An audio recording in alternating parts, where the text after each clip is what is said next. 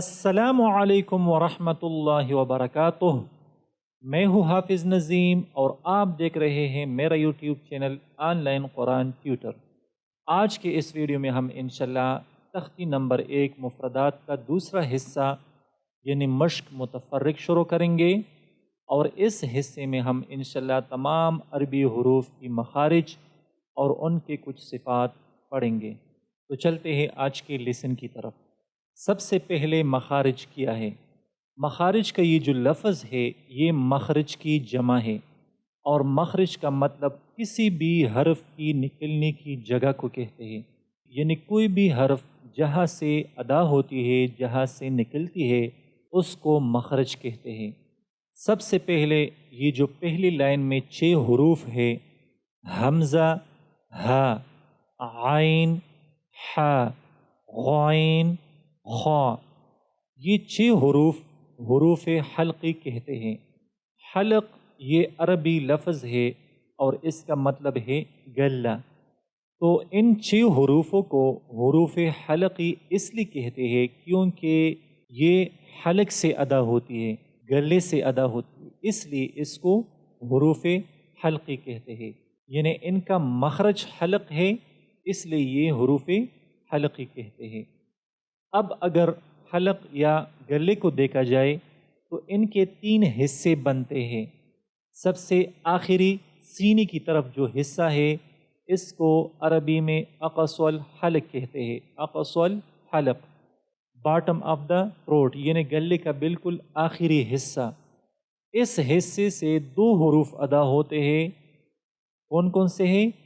حمزہ اور ہا، یعنی حمزہ اور ہا کا جو مخرج ہے وہ گلے کا آخری حصہ ہے، اور یہ دونوں باریک حروف ہے، دونوں کو باریک پڑھنا ہے، موٹا نہیں پڑھنا ہے۔ اس کے بعد جو گلے کا درمیانی حصہ ہے اس کو عربی میں وسط الحلق کہتے ہیں، وسط الحلق یعنی میڈل آف دا تھروٹ، گلے کا درمیانی حصہ، اور اس سے بھی 2 حروف ادا ہوتے ہیں، کون کون سے ہیں؟ حا اور عین۔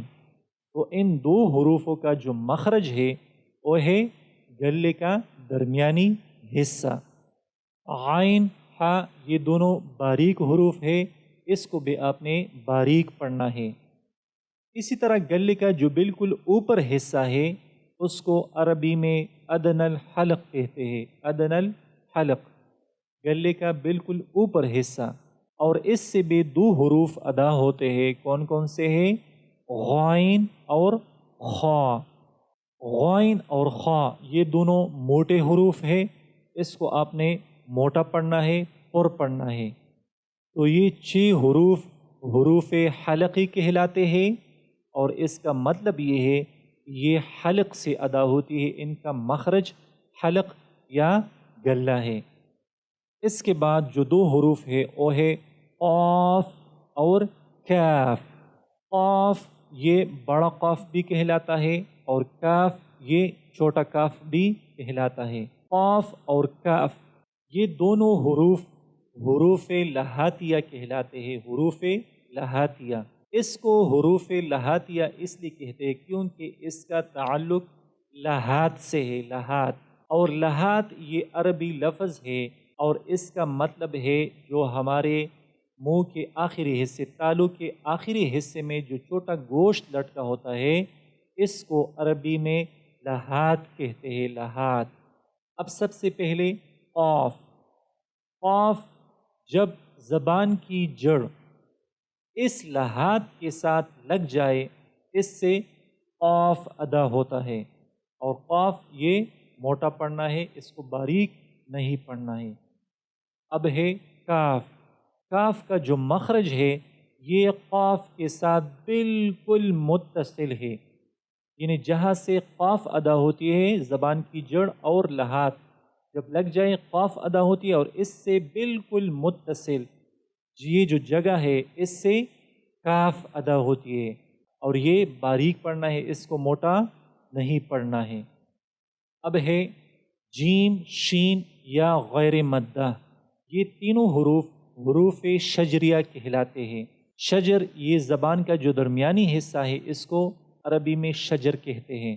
اب ان تینوں حروف کا مخرج یہ ہے کہ جب زبان کا درمیانی حصہ اوپر تالو کے ساتھ لگ جائے اس سے یہ تینوں حروف ادا ہوتے ہیں، جیم، شین اور یا غیر مدہ، اور یہ تینوں حروف باریک حروف ہے، اس کو باریک پڑھنا ہے، اس کو موٹا نہیں پڑھنا ہے۔ تو یہ تھے ہمارے 3 مخارج اور ان سے نکلنے والی حروف۔ اب میں چاہتا ہوں کہ ان تمام حروف کی ادائیگی پھر سے کر لیں گے ان کی مخارج کو مد نظر رکھتے ہوئے۔ بسم اللہ الرحمن الرحیم۔ حمزہ، حمزہ، ہا، ہا، عین، عین، حا، حا، غین، غین، خا، خا، قاف، قاف، کاف، کاف، جیم، جیم، شین، شین، یا، یا۔ یہ تھا ہمارا آج کا لیسن۔ اس لیسن میں ہم نے حروف حلقی، حروف لہاتیہ اور حروف شجریہ کے بارے میں بات کی۔ انشاءاللہ اگلے لیسن میں ہم دوبارہ نئے حروف کی مخارج کو پڑھ لیں گے۔ اب تک کے لیے اتنا ہی۔ مجھے اپنے دعاؤں میں ضرور یاد رکھیے گا۔